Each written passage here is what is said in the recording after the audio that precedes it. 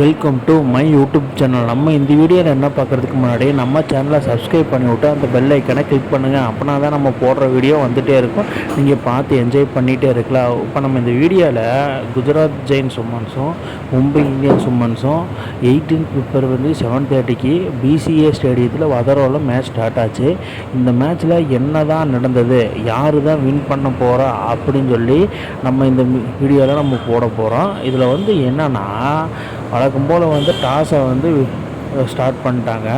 அனுஜும் சோப்ரா இந்தியாவுக்காக 1995 2012 வரைக்கும் இவங்க ப்ளே பண்ணியிருக்காங்க. இவங்க டாஸ் டைம் அப்படின்னு சொல்ல, அதுக்கப்புறம் டாஸுக்கு ரெடியான நம்ம அசலே கார்னரும் கர்மீத் கரும் டாஸ் வின் பண்ணுறதுக்கு ஸ்டார்ட் பண்ணிட்டாங்க.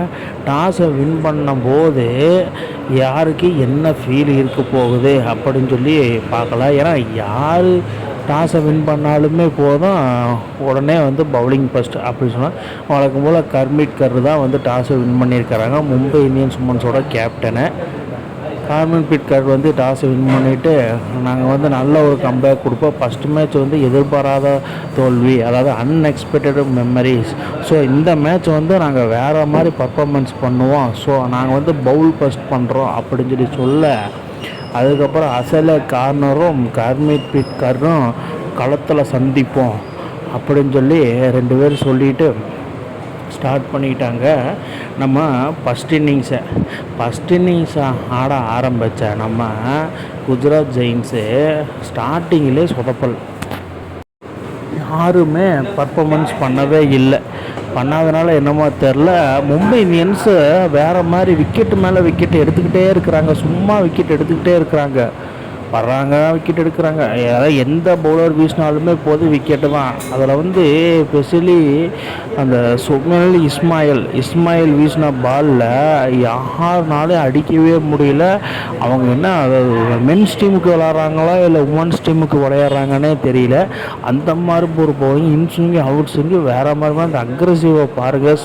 இஸ்மாயிலை பற்றி பேசி ஆகணும். அதுக்கப்புறம் வேல்வரட்டை அடிக்கலான்னு பார்த்தா அவங்களே தூக்கி விட்டாங்கப்பா.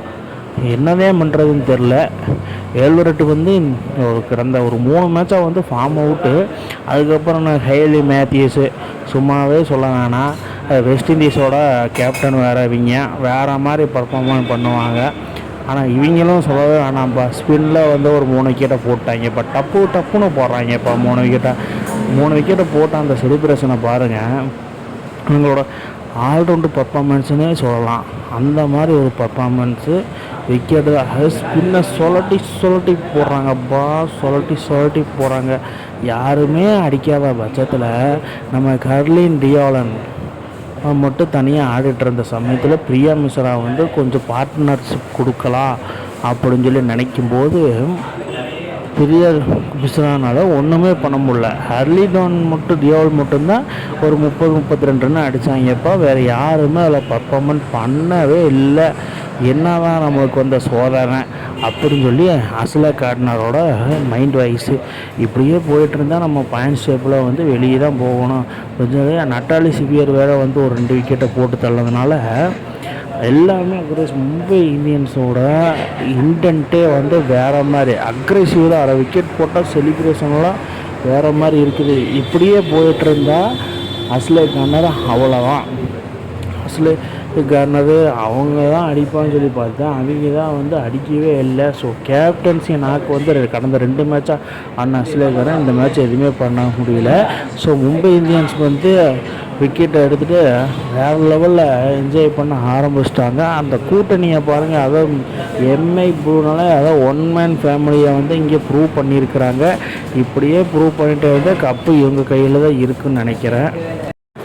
டீமோட ஃபுல் எஃபர்ட்டுமே காமிச்சாங்க. ஃபீல்டிங் ஆகட்டும், பவுலிங் ஆகட்டும், அதாவது ஒரு ஆக்டிவ் அந்த அதாவது ஒரு ஃபீல்டிங்கில் ஒரு ஆக்டிவ் ஆஃப் தி சீசன் ஃபுல்லாமே இந்த மேட்ச் சொல்லலாம். அந்த மாதிரி ஒரு இது இப்படி பண்ணதால் என்னமோ 120க்கே குஜராத் ஜெயின்ஸ் ஆல் அவுட் ஆகிட்டாங்க. ஆல் அவுட் ஆனால் கர்லின் டியால் மட்டும்தான் 32 ரன்னு, கௌதம் 20 ரன்னு. இந்த ஹேலி மேத்யூஸ் சொன்னா இல்லையா, ஹேலி மேத்யூஸ் 16 ரன்னு 4 ஓவருக்கு கொடுத்து 3 விக்கெட்டை எடுத்துட்டாங்க. இதில் மும்பை 121 ரன் அடித்தா மட்டுமே இதெல்லாம் ஒரு டார்கெட்டாக அப்படின்னு சொல்லி ஸ்டார்ட் பண்ண மும்பை வழக்கம் போல் வந்து 2 பேர் அவுட்டு. இப்படியே போனால் ஏதோ ஸ்டார்டிங்கில் அவுட் ஆனாலும் நம்ம நட்டாலி செவியரை பற்றி நம்ம சொல்லியே ஆகணும்ப்பா.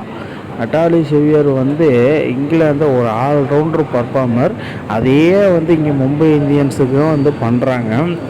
நட்டாலி செவியர் இல்லைன்னா டீமே இல்லை. அந்த மாதிரி தான் ஒரு பர்ஃபார்மன்ஸு நட்டாலி செவியரோட.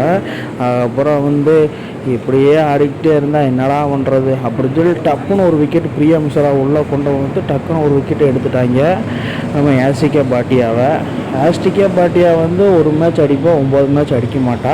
அந்த மாதிரி தான் அவள் ஒரு பிளேயரு. அதுக்கப்புறம் வந்து என்னன்னா ஆஸ்டிகே பாட்டியை தூக்குனதுக்கப்புறம் அதுக்கப்புறம் நம்ம அமலியா கேர் வந்து அடிப்பாங்கன்னு பார்த்து அவங்களும் ஒரு 6ஓட அவங்களே அவுட்டு. அதாவது 1 மேன் பவுலர் ஸ்பின்னிங்கில் நம்ம பிரியா மிஸ்ரா தான். பிரியா மிஸ்ரா பற்றி நம்ம சொல்லவே வேணாம். அந்த மாதிரி அதாவது ரஷீத் கான், இம்ரான் தாஹிர், ஷான்வான் அந்த மாதிரி லிஸ்ட்டில் பிரியா மிஸ்ராவும் வருவோம். ஸோ அதே மாதிரி வீசி ஒரு 2 விக்கெட்டை தூக்கிட்டான். அதுக்கப்புறம் வந்து பார்த்திங்கன்னா நட்டாலி செவியர் 50 அடிச்சிட்டாங்க. அதாவது 29 பால்லையே 50 அடித்ததுனால என்னமோ தெரியல, இவங்க வந்து வேறு மாதிரி ஒரு பிளேயராக வந்து மும்பைக்கு மாறி இருக்கிறாங்க.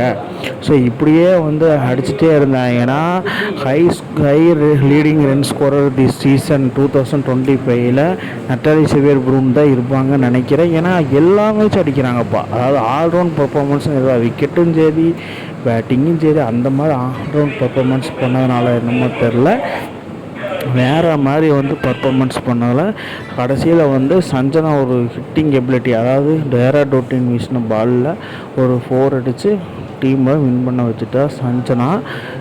அதுக்கப்புறம் வந்து நம்ம கமலினி வந்து தமிழ்நாட்டை சேர்ந்த கமலினி அவங்களும் ஒரு 4 அடித்தாங்க.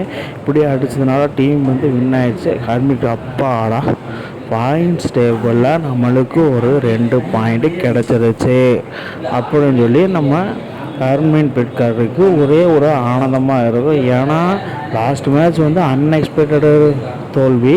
ஸோ அதனால் வந்து இந்த மாதிரி ஜெயிச்சாங்கன்னா இதில் வந்து பிளேயர் ஆஃப் தி மேட்ச் யாருன்னா நம்ம ஹெய்லி மேத்யூஸ். வெஸ்ட் இண்டீஸை சேர்ந்த இவங்க தான் ஹெய்லி மேத்யூஸ். அதாவது பேட்டிங்கில் வந்து பெருசாக வந்து ஒன்றும் பண்ணல. ஏன்னா 19 பாலுக்கு 17 ரன்னு தான். பவுலிங்கில் வந்து 4 ஓவர் வீசி 16 ரன்களை கொடுத்து 3 விக்கெட்டை எடுத்து மும்பையை வந்து வின் பண்ண வச்சுட்டாங்க.